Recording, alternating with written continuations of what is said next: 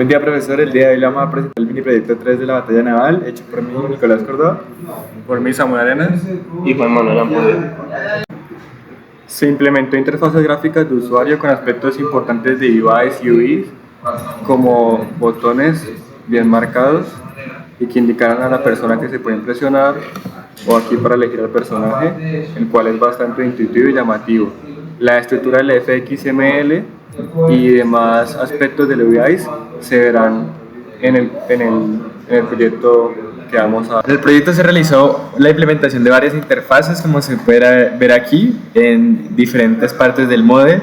Asimismo, en la clase Player utilizamos una clase adaptadora a Player, donde pudimos separar tanto la clase PlayerBot y la clase PlayerPerson para que implementaran las funciones necesarias, los métodos necesarios.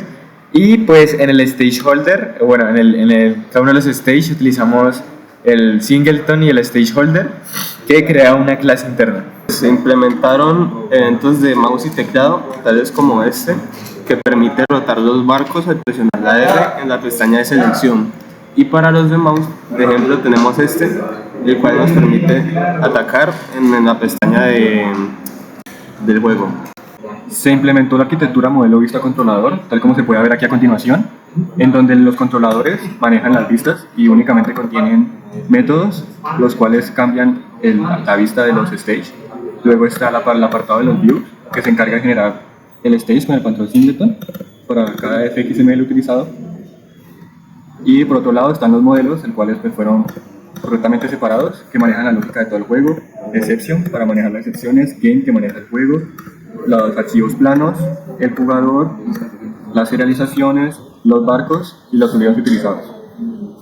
Todo el código está documentado con Javadocs, como se puede ver aquí. Cada una de las clases y en caso de las interfaces está documentado cada una de las funciones que se van a usar en las hijas, y pues también se puede entrar a la parte del documento virtual donde está pues, la documentación, y para que quede a consulta de la persona que quiera revisar el código. Bien, se implementaron layouts para el funcionamiento del juego en la parte de las interfaces, tales como los Entertain, los VBox, entonces, en cada pestaña de las tres que tenemos para las partes del juego están implementadas. Implementaron la estructura de datos a través de todo el proyecto, principalmente la estructura de datos de ArrayList. En este caso, pues voy a explicar algunas. Por ejemplo, de los chips position y los chips, los cuales guardaban toda la información de los barcos seleccionados y nos permitía a nosotros enviarlos al stage de jugar. Entonces toda la información, tanto tamaño o posición inicial o rotación, se guardaban en estos ArrayList para luego ser enviados al juego, y además así serializarlos más fácilmente.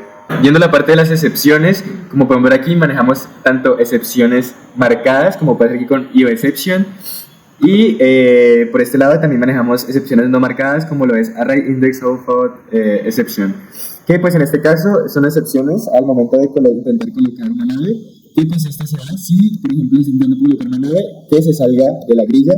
Y tenemos por último una excepción propia que creamos nosotros, llamada Cross Chips Exception, que como pueden ver aquí, nosotros mismos la implementamos, que la usamos para cuando hay dos naves que se cruzan. Entonces se llama el mismo catch para tanto cuando se va y cuando se la cruzan las dos naves, para poner luego rojito en el juego y que sea chévere. Usamos las herramientas de GitHub para trabajar desde un modelo de controlador de versiones, creando tres ramas principales con nuestras iniciales como se solicitaba en la rúbrica, y empleando las herramientas que nos da esta aplicación, como son los pull requests, los merge y los commits, para comunicarnos entre nosotros el código, transfiriéndolo de rama a rama, y así haciendo más eficaz nuestro trabajo en equipo. Como pide la rúbrica, la parte de la serialización, cuando se inicia el juego, primeramente se llama a una función, que es la primera que se llama al momento de crear la instancia de game, y después de hacer todo un proceso, se crea una clase game y una clase save. Tanto la clase game como la clase save se serializan, que son clases que tienen información importante para la realización del juego. Y cuando esta parte, la primera serialización, o sea, como que se guarda la primera parte cuando recién se crea el juego, después de haber seleccionado todos los barcos. Luego, en la otra parte, luego la parte de clicket también se llama el juego, o sea que cada vez que se explota una casilla, se va a guardar, se va a serializar el juego. Entonces cada vez que se pega una casilla, se va a serializar el juego, como se ve aquí, y pasa tanto cuando la persona cliquea como cuando el bot le pega una posición. Además se implementaron archivos planos. Primeramente pues voy a mostrar la implementación de ellos, tanto su interfaz como su clase, la cual era de ella, para la implementación de esto, con los métodos while y los métodos read. Entonces, para utilizar los archivos planos, se utilizaron para 3 cosas específicas, que fueron el nombre del personaje, el nombre del villano, pues el enemigo que le tocó, y la imagen del enemigo que le tocó. Entonces, pues lo guardé en una variable que era un entero, puesto que solo son 2 imágenes, y el nombre del personaje que es elegido en un choicebox, que se mostrará más adelante. Entonces, primeramente, en el while con el controller, tú eliges tu personaje, entre varios que están ahí, y se guarda en un archivo character.txt, el cual pues decidimos separarlo mediante comas. Y la información del villano, tanto en la imagen, pues todavía no está definida. Se implementaron figuras 2D, y para ello, bueno, en los barcos, entonces principalmente pues existe una clase llamada chip, la cual extiende de plane, donde se va a guardar toda la información, y el atributo principal, que es el grupo que guarda todas las figuras que utilizaron para cada barco. Entonces, como se puede ver en el portaaviones, pues se utilizaron un total de 14 polígonos, en donde pues todo representa una estructura del barco, en distintos puntos que fueron dibujados y luego plasmados, al igual que con el submarino, al igual que con la fragata, donde se pueden ver que se utilizaron diversos polígonos, y para el destructor. Adicionalmente se utilizaron texturas, utilizando Image Partner, para darle una mejor estética a cada uno de los barcos. Para agregar a las figuras 2D tenemos el método SuceSymbol, que genera una bomba en una grilla en la que ataquemos a un barco y esté puesto ahí, que el ataque sea correcto.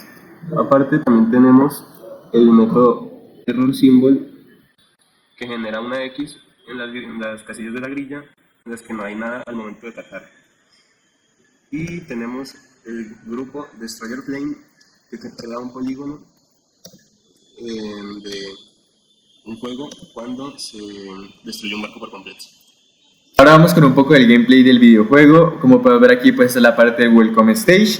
Si iniciamos una nueva partida, entonces se va a cerrar y va a comenzar la parte de nuestra selección y posición. Cuando cargue la parte de la selección de barcos, como se puede ver aquí a la derecha están todos los barcos que podemos seleccionar. En nuestro caso no es arrastrar, sino que se selecciona el barco y después de seleccionado, si nos vamos a la gradilla podemos ver una sombra donde nos da la posibilidad de poner el barco. Entonces podemos ir poniendo cada uno de los barcos en nuestra zona. También hay que decir que el barco se puede rotar, como se puede ver aquí, si lo tengo seleccionado, si le da la R, lo puedo rotar de manera que lo puedo poner hacia arriba hacia abajo. Y por último, los barcos no se pueden entrelazar entre sí y el juego los pesa de manera que se ponen los cuadritos en rojo, y si intentas ponerlo no va a dejar poner en esa posición y tampoco va a dejarlo poner en posiciones que se salga de la grilla. Como se puede ver, se puede poner cada uno de los barcos en el juego, aquí como hacer ahora.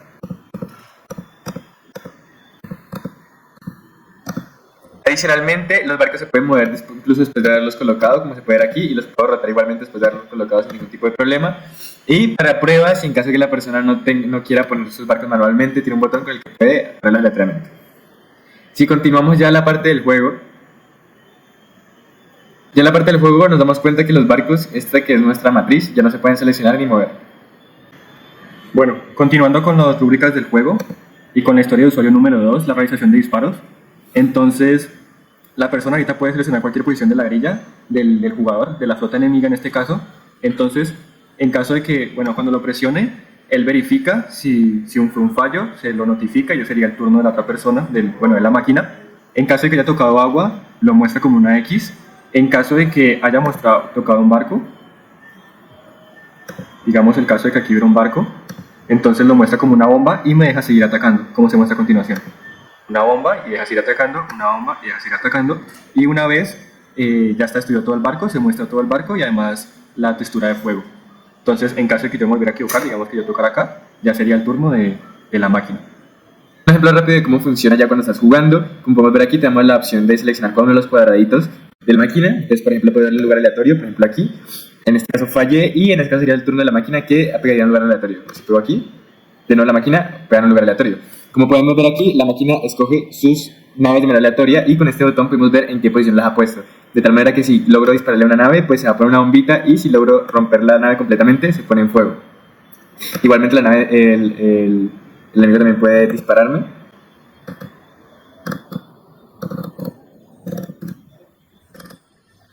Como se puede ver aquí, la máquina golpeó mi nave y volvió a disparar, ya que cuando ya tú golpeas, pues sigue tu turno y puedes seguir.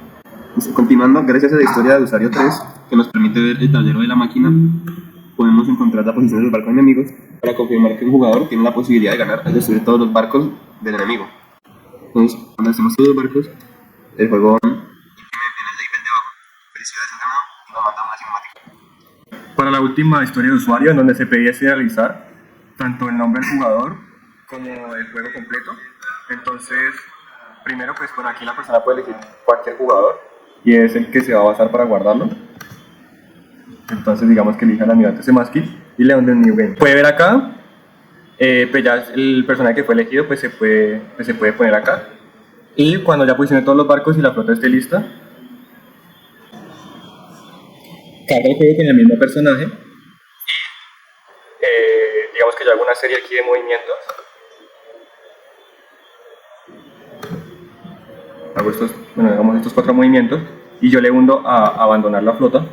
Entonces, en este caso, el botón continuar ya se me habilita puesto que es un juego guardado. Si le presiono, como se puede ver, todos los juegos, el nombre de la persona y el nombre del enemigo quedan igual que todas las jugadas.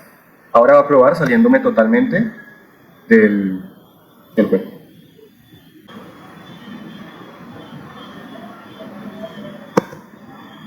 Y le presionamos continuar. Y como se puede ver, el juego sigue estando en el mismo estado, con el mismo nombre del personaje, los mismos campeones y el mismo estado. Eso sería todo por el proyecto hoy, cumpliendo ya con todos los requerimientos y con todo lo que se pedía. Muchas gracias.